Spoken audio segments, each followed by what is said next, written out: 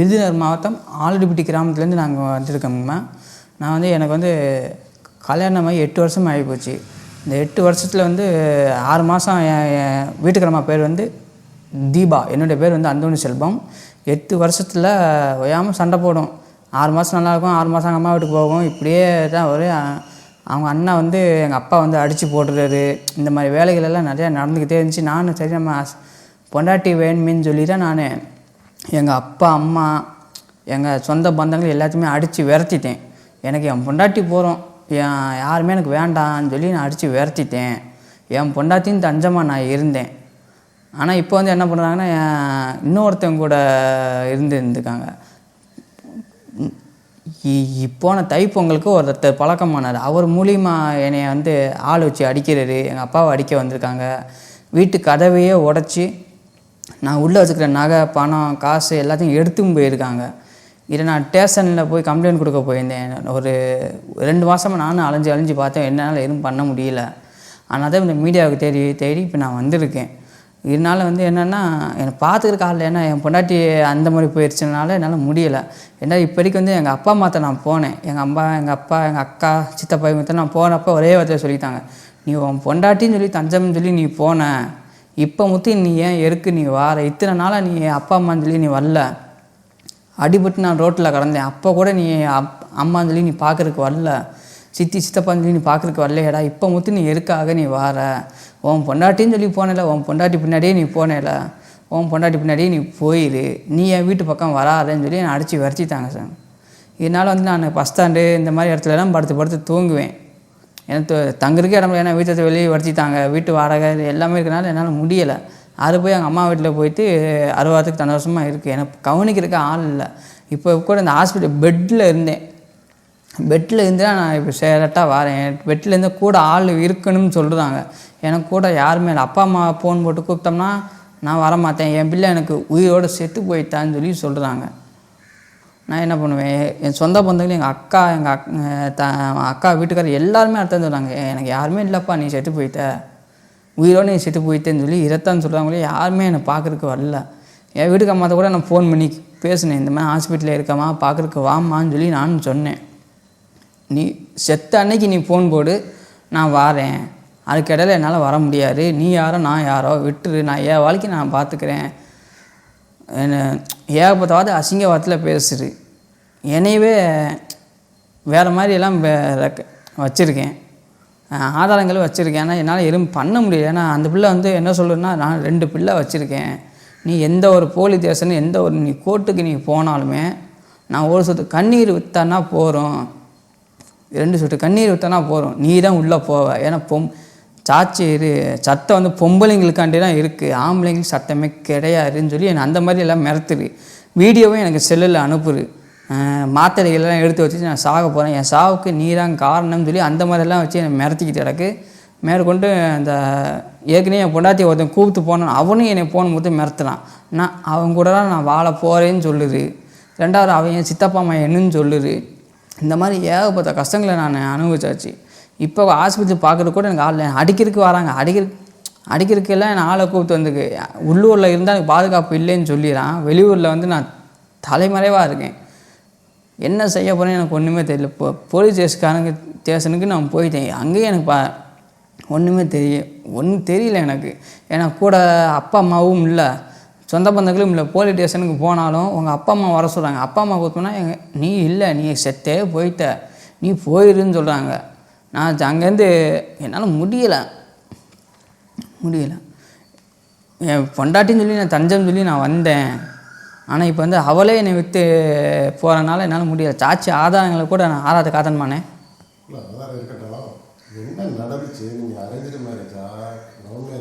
Arrange marriage தான் sir.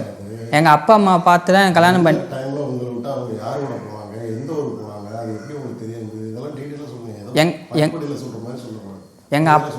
எங்கள் அப்பா அம்மா தான் எனக்கு பொண்ணு பார்த்து கல்யாணம் பண்ணி வச்சாங்க. அரேஞ்ச். நாங்கள் வந்து ஆலடிப்பட்டி அருப்புக்கோட்டை சைடு, அவங்க வந்து ராஜபாளையம். ஒரே மாவட்டம் தான், விருதுநகர் மாவட்டம். 2016 கார்த்திகை மாதம் கல்யாணம் ஆயிடுச்சு. கார்த்திகை 8ஆம் தேதி கல்யாணம் ஆயிடுச்சு. அந்த 8ஆம் தேதி கல்யாணம் ஆகலேருந்து இப்போ போனர் வந்து ஏப்ரல் 19ஆம் தேதி இன்னொருத்தன் கூட அவன் பேர் வந்து அருண்குமார். அந்த அருண்குமார் கூட போயிருக்கு. அவர் வந்து மாதா கோவில்பட்டி அதுவும் ஒரே மாவட்டம் தான், பக்கத்தில். அவங்க ஊர்லேருந்து இவன் ஊருக்கு ஒரு 3/4 மணி நேரம் ட்ராவல் தான், பழக்கமாகி அந்த மாதிரி போயிருக்கு. ரெண்டாவது அந்த பிள்ளை மெட்ராஸுக்கெல்லாம் வந்திருக்கு, மெட்ராஸுக்கு வந்திருக்கு, கோயம்புத்தூருக்கும் போயிருக்கு. தீபா அருண்குமார் கூட தான். அருண்குமார் இங்கே வேலை பார்த்துக்குவேன், வண்டி டிரைவரு. அவங்க வேலை பார்த்துருக்கிறனால அவன் அந்த பிள்ளை அங்கேருந்து இங்கே வந்திருக்கு மெட்ராஸுக்கு. இவன் அருண்குமார் வந்து கோயம்புத்தூரில் சித்ரான்னு சொல்லி ஒரு மேடம், ஒரு அக்கா இருப்பாங்க, அங்கே அனுப்பியிருக்காங்க. அங்கே அனுப்பி இந்த விஷயமே தெரியாமல் நான் அவர்கிட்ட என்னடா ஏறுறான்னு சொல்லி நானும் அவர்கிட்ட ஃபோன் பண்ணி கேட்குறேன், என் பொண்டாட்டி நீ எங்கடா வச்சுருக்க சொல்லி. நானும் ஒன்றும் தெரியாத மாதிரியே பேசிகிட்டே கிடந்தேன். அவனை நம்பி என் வீட்டுக்காரம்மா எங்கடா சோறு போட ஆள் இடான்னு சொல்லி கெஞ்சுறேன். அப்போயே ஒன்றுமே சொல்ல மாட்டேங்கிறான். தற்சமயமாக நான் தான் அவனுக்கு கண்டுபிடிச்சனால தான் ஃபோன் பண்ணி கேட்டோம்னா, நீ உன் பொண்டாட்டி நீ கிடிச்ச நான் என்ன பண்ணுவேன் அப்படி இப்படின்னு சொல்லி மிரத்துறான். அவன் தம்பியை கூப்பிட்டு வந்து ஊரில் வந்து அடிக்கிறதுக்கும் வரான். என்னால் முடியல சார். சித்ரா வந்து அந்த அருண்குமாரோட தங்கச்சி சார். அருண்குமார் தங்கச்சி அங்கே வேலைக்கு அனுப்பியிருக்காங்க. என் வீட்டுக்காரமா அங்கே வேலைக்கு போயிருக்கு. நான் அந்த விஷயம் எனக்கு எப்படி தெரியும்னா, அங்கே இருந்த நம்பர்லேருந்து ஒரு நம்பர் ஃபோன் போட்டுச்சு. ஃபோன் போட்டோன்னா என்ன சித்ரா நம்பர் மாதிரி இருக்குன்னு சொல்லி கேட்டு தான். அதுக்கப்புறம் தான் அந்த அருண்குமாரோட ஒய்ஃபுக்கு இந்த நம்பரை நான் அனுப்புனேன். இது யார் நம்பர் என்னன்னு சொல்லி கேட்டு அனுப்புனேன். அவங்க வீட்டுக்காரம்மா இது வந்து சித்ராவோட நம்பரு, என் வீட்டுக்காரராக நான் தீபாவுக்கு நம்பரு கொடுத்துருக்காருன்னு சொல்லி அவங்க வீட்டுக்காரம்மாவே சொல்லிட்டாங்க. செஞ்சு அந்த ரெக்கார்டிங் எல்லாமே வச்சுருக்கேன், பேசினது எல்லாமே வச்சுருக்கேன். அதுக்கப்புறம் என்னென்னா வீட்டுக்காரம்மா ஏன்மா இப்படி போனேன், என்னை விட்டுட்டு ஏன் போனேன், இவன் எத்தனை நாள் 10 நாள் பழக்கத்தில் நீ இருக்காக நீ இப்படி போகிற, அப்போ இத்தனை நாள் நீ என் கூட இருந்ததில் நீ நினச்சே நீ பார்க்கலையா, கல்யாணம் ஆன நாளிலேருந்து ஒரு நகை வாங்காமல் கல்யாணம் பண்ணி கூப்பிட்டு வந்தேன் சார். எங்கள் அப்பா ஏழை வித்து பிள்ளாடா அப்படியே கூப்பிட்டு வரும்னு சொல்லி கூப்பிட்டு வந்தோம்.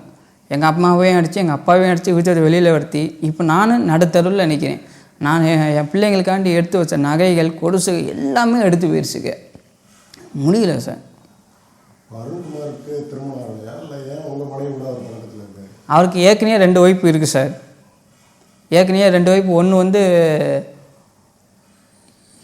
ஸ்டெல்லான்னு சொல்லுவாங்க, இன்னொன்று வந்து ரேவதின்னு சொல்லுவாங்க. அவங்க ரெண்டு பேருமே இந்த அருண்குமாருக்கு ஒய்ஃப் தான். இப்போ வந்து தீபாவை வந்து கூப்பிட்டு போயிருக்கான். ஆனால் ஏன் தேவை சொல்கிறேன், அது என் சித்தப்பா மையன்னு சொல்லி சொல்கிறாங்க. நான் ஃபோட்டோவில் பார்க்குறேன் 2 பேரும் ஒன்றா இருக்கிற மாதிரி ஃபோட்டோ எடுக்கிறாங்க. அருண்குமார் வந்து என் வீட்டுக்காரம்மா பல்ல வச்சு கடிக்கிற ஃபோட்டோ, எல்லா ஃபோட்டோவுமே என்கிட்ட ஆதாரங்கள் என்கிட்ட எல்லாமே இருக்குது சார். எதுக்காக அந்த பிள்ளை இப்படி பண்ணுது, நானும் மீடியாவுக்கும் அருண்குமார் வந்து வீட்டுக்காரம்மா கன்னத்தை கடிக்கிற மாதிரி கன்னத்தை கடிக்கிற மாதிரி இந்த மாதிரி எல்லாம் ஃபோட்டோவெல்லாம் பார்த்துட்டேன். நான் பார்த்துட்டு ஒன்றா இருக்கிற மாதிரி அந்த ஃபோட்டோஸ் கூட எங்கள் செல்லில் இன்னும் இருக்குது. அது மாதிரி இருக்கிறனால தான் எனக்கு எடுத்து போச்சு. ரெண்டாவது அது கூட சரி பொண்டாட்டி தானே தப்பு பண்ண போனால் போட்டணும் வாமான்னு சொல்லி நான் கூப்பிட்றேன். இல்லை நீ என் சந்தேகப்பட்ட நான் வரமாட்டேன் அப்படி இப்படின்னு சொல்லி அசிங்கமான வார்த்தைகள். இப்போ நான் வந்தாலுமே நீ என் கூட வந்தேன்னா நீ என் காசு கொடுக்கணும், நான் வேறு மாதிரி போகிறேன், நான் அந்த மாதிரி வாழ்க்கை வாழ போகிறேன்.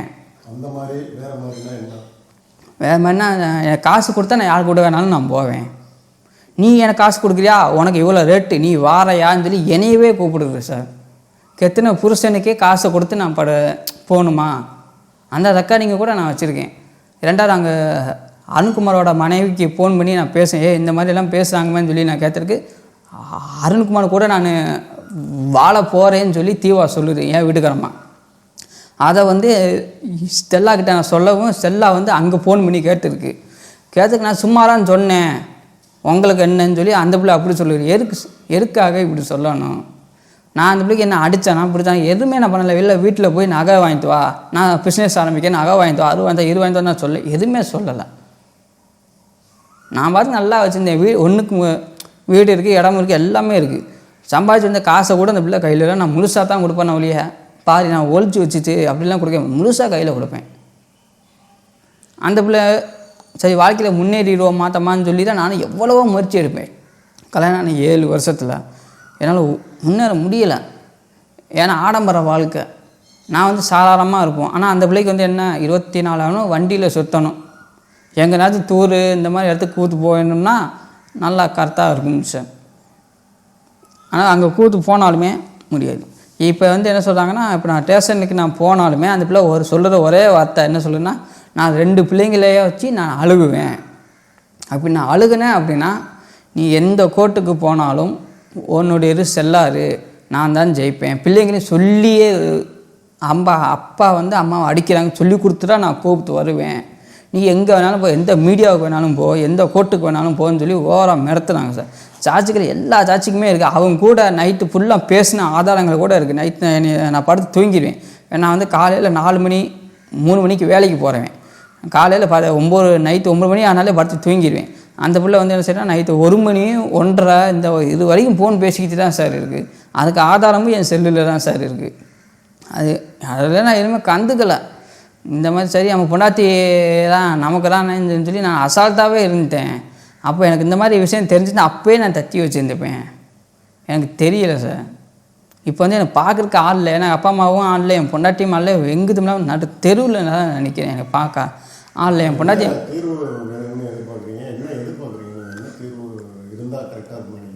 என் பொண்டாட்டியும் கூட சேர்த்து வைக்கணும் சார். நான் போலீஸ் ஸ்டேஷனுக்கு அதைத்தான் நான் பெட்டிஷன் கூட அதைத்தான் நான் கொடுத்துருக்கேன். என் பொண்டாட்டி என் கூட சேர்த்து வைக்கணும்னு சொல்லிட்டு நானும் பெட்டிஷன் கொடுத்துருக்கேன். எஸ்பி ஆஃபீஸுக்கு நான் அதைத்தான் கொடுத்துருக்கேன். ஆனால் அந்த பிள்ளை ஒரே முடிவு, நான் சேர்ந்து வாழ மாட்டேன், நான் டைவர்ஸும் நான் கொடுக்க மாட்டேன், கையெழுத்து போட மாட்டேன். நீ வேற ஒரு கல்யாணம் பண்ணாலுமே நான் வந்து அந்த கல்யாணத்தை தடுத்து நிப்பாட்டுவேன்.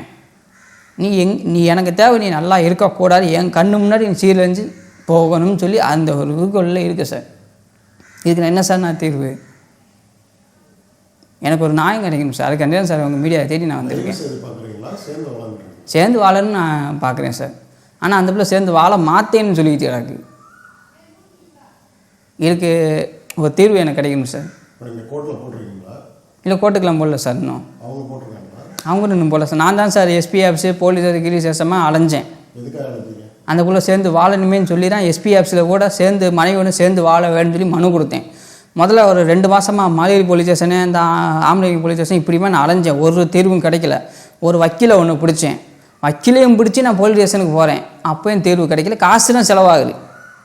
போலீஸ்காரங்க கேட்குறாங்க அப்படி இப்படி காசு தான் செலவாகாத ஒழிய எனக்கு தீர்வு கிடைக்கல. அதுக்கு அப்புறம் தான் இன்னொருத்தர் எனக்கு ஐடியா கொடுத்தாரு. நீ எஸ்பி ஆஃபீஸில் போய் நீ கம்ப்ளைண்ட் கொடுப்பான்னு சொல்லி சொன்னனால தான் நான் எஸ்பி ஆஃபீஸில் போய் கம்ப்ளைண்ட் கொடுத்தேன். எஸ்பி ஆஃபீஸில் போய் கம்ப்ளைண்ட் கொடுத்த அடுத்த ஒரு 4 நாளையில் எனக்கு தீர்வு கிடச்சிருச்சு. அந்த பிள்ளை தேடி என்னை வந்துருச்சு. மகளிர் போலீஸ் ஸ்டேஷனில் நானும் அந்த ஒரு 10 நிமிஷம் பேசி பார்த்தேன். வாமா நான் பண்ணலாம் தப்பு, உன்னை மன்னிச்சு நான் ஏற்றுக்கிறேன், நீ என் கூட சேர்ந்து வாழுன்னு சொன்னேன். நான் உன் கூட சேர்ந்து வாழ மாட்டேன், நீ என் கண்ணு முன்னாடி நீ சீரழிஞ்சு போகணும். என் வீட்டுக்கு வரல, என் கூடயும் வரல சார். நேரம் ஸ்டேஷனுக்கு வந்துருக்கு. யாராவது எங்கள் ஊருக்கு பாதிக்கப்பட்ட திருச்சுள்ளி ஸ்டேஷனுக்கு வந்திருக்காங்க. அங்கே ஸ்டேஷன்லேருந்து எனக்கு ஃபோன் போட்டாங்க, இந்த வாப்பா இந்த மாதிரி உங்கள் மனைவிகள் வந்திருக்காங்க, அதாவது என் வீட்டு கதவெல்லாம் உடச்சி என் காசு பணம் எல்லாத்தையும் எடுத்து போயிருக்காங்க. எடுத்து போகும்போது என்னோடய ஐடி குரூப் எல்லாத்தையுமே இருக்குது, ஆதார் கார்டு பேன் கார்டு எல்லாத்தையுமே, என்னோடய ஐடி குரூப் ஒன்றும் இல்லை எல்லாத்தையும் எடுத்து போயிருக்கேன். அது அந்த இதை வேணும்னு சொல்லி நான் பெட்டிஷன் கொடுத்தனால அது வந்து கொடுத்துருக்கு. கொடுக்கும்போது நான் சேர்ந்து என் கூட வாழுமா, இனிமேல் எதுவும் பண்ண மாட்டேன், நீ பண்ண தப்பை கூட நான் மன்னிச்சிடேன், இன்னும் கூட எங்கள் அப்பா அம்மா கூட நான் பேசக்கூட மாட்டேன், இல்லை உள்ளூர் வேண்டாமா வா வெளியூர் போவோம், ஆலயப்பட்டி வேண்டாமா, மெட்ராஸில் நான் ஏற்கனவே கடை வச்சுருந்தேன், சென்னையில் வண்ணாரப்பேட்டை குறுக்குப்பேட்டை மீனமலை ஹாஸ்பிட்டல் பக்கத்தில் சொந்தமாக கடை வச்சுருந்தேன். அந்த பிள்ளையை நம்பிதான் நான் கடை வச்சேன். எங்கள் அப்பா அம்மா நம்பி கூட நான் கடை வைக்கல, சொந்தமாக கடை வச்சேன். கடை வச்சதுலேருந்து நல்லா வியாபாரம் ஓடிச்சு. என்ன அந்த பிள்ளைக்கு கொஞ்சம் தூக்கம் அதிகம். காலையில் 10 மணிக்கு தான் எந்திரிக்கும். 10 மணிக்கு வந்து காலை சாப்பாடு 12 மணிக்கு வரும். எனக்கு சாப்பாடு கூட சரியாக போட மாட்டாங்க. நான் ஒத்தையில் தான் கடையில் கஷ்டப்படுவேன், எல்லாம் செய்வேன். கேட்டால் எனக்கு தூக்கம் தான் எனக்கு முக்கியம். நான் எங்கள் அம்மா வீட்டில் நான் இப்படி தான் படுத்து தூங்குவேன். இப்போ நான் எல்லாம் நான் எண்டிக்கணும். இந்த மாதிரி என்னவே எடுத்து பேச சரி பண்ணால் நானும் அட்ஜஸ்ட் பண்ணி போகணும்னு சொல்லி 10 ரூபா பிரிஞ்சு 20 ரூபா பிரிஞ்சு ஹோட்டலில் இப்படியே தான் சார் நான் வாங்கி சாப்பிட்டுட்டே கிடந்தேன். காலத்தை உடனே தாலி கட்டியாச்சு. கஷ்டமோ நஷ்டமோ அது என்னோட தான் போகணும் சொல்லி நான் 7 வருஷம் 7 வருஷம் கொட்டிட்டேன். 7 வருஷம் வாழ்ந்துட்டேன். அந்த 7 வருஷம் கூட 8 வருஷம் கூட 6 மாதம் என்கிட்ட இருக்கும், 6 மாதம் அம்மா வீட்டுக்கு ஓடி போயிடும். 1 வருஷம் என்கிட்ட இருக்கும், 1 வருஷம் அம்மா வீட்டுக்கு போயிடும். ஏற்கனவே நாங்கள் 1.5 வருஷம் பிரிஞ்சுருந்தோம். அதுக்கு முன்னாடி ஒரு 6 மாதம் பிரிஞ்சுருந்தோம். அதுக்கப்புறம் ஒரு 3 மாதம் இப்படியே தான் சின்ன சின்ன பிரச்சனைகள் வந்து பெருசாக ஆக்கி ஊற்றுது. ஏன்னா கல்யாணம் முடிக்கும்போதே நான் சொல்லி தான் முடித்தேன். உனக்கு வந்து நான் தான் உனக்கு எங்கள் அப்பா அம்மா பேச்சையே என் ஊருக்காரங்க பேச்சையே எதுவும் எடுக்கக்கூடாது. அடுத்தவங்க பேச்சு அடுத்தவன் வந்து எவனா புருஷன் அப்படி போனால் இப்படி போனால் அப்படி இப்படின்னு சொல்லி கேட்டால் அதையே அதை நம்பிட்டு என்கிட்ட சண்டை போய் எனக்கு தண்ணி பீடி சிகரெட்டு தண்ணி எந்த ஒரு பழக்கமும் கிடையாது. அப்படி இருந்துமே எனக்கு இவ்வளோ பிரச்சனைகள் நிறையா இருக்குது. ஆள் வச்சு அடிக்கிறது கூட எனக்கு அந்த பிள்ளை அந்த அளவுக்குலாம் வந்திருக்கு. எங்கள் அப்பாவெல்லாம் ஊருக்குள்ளே அவங்க அண்ணன் வந்து அடித்து போட்டு போயிருக்காங்க. அவங்க அண்ணன் பேர் வந்து கண்ணன். ஊருக்குள்ளே வந்து பிள்ளைக்கு மொட்டை எடுக்கணும்னு சொல்லி நான் கூப்பிட்டுருக்கேன். எங்கள் அப்பாவை போய் அடித்து கீழே தள்ளி அடிக்கக்கூடாத இடத்துலலாம் அடித்து இந்த மாதிரிலாம் அப்போ அதை கூட நான் கேஸ் கொடுக்கல. சரி என் மச்சான் தானே மச்சான் நான் கேஸ் கொடுத்தா ஏதாச்சும் 1000 இதுலேயே மச்சன்னு ஊருக்காரங்க ஒருத்தனை கூட கை வைக்க விடாமல் அவர் மேலே கை வைக்க விடாமல் அப்படியே பத்திரமா நான் ஊருக்கு அனுப்பி வச்சேன். அப்படி அனுப்பி வச்சுமே எனக்கு என்னையும் ஆள் வச்சு அடிக்கிறாங்க. ஆள் வச்சுன்னா எங்கள் கால் எட்டு வைக்க முடியல. ஒரு வாரமாக 1.5 மாதம் நான் ஹாஸ்பிட்டலில் கிடந்தேன். இப்போ இந்த ஹாஸ்பிட்டலில் எனக்கு செக்கப் எடுக்கணும்னு சொல்லி எழுதி கொடுத்துருக்காங்க.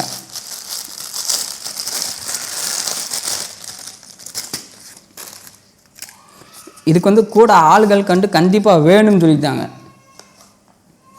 2 பக்கம் எழுதி கொடுங்க. ரத்த செக்கப்பு நரம்பு செக்கப்பு இது எல்லாமே நான் எடுத்து ஆகணும். எடுத்தோம்னா கூட கண்டிப்பாக ஆள் வேணும்னு சொல்லி சொல்கிறாங்க. எனக்கு கூட எங்கள் அப்பா அம்மா நானும் கூப்பிட்டு எங்கள் அப்பா அம்மா வர மாட்டேன். அந்த பிள்ளையை ஃபோன் பண்ணிக்கிட்டு நீ செத்த அன்றைக்கி ஃபோன் பண்ணி நான் வாரேன் இதைத்தான் சொல்லி வேறு எதுவுமே சொல்ல மாட்டேன் சார். கூட ஆள் இல்லாமல் நான் அப்படி தவிச்சு அப்படியே நடு தெருவில் உட்காந்துருக்கேன் சார். இந்த பிள்ளையை நம்பி இருக்கிற காசு இருக்கிற கடைகள் எல்லாத்தையும் இழந்து நான் உட்காந்துருக்கேன் சார். இதுக்கு எனக்கு தீர்வு கிடைச்சே ஆகணும் சார்.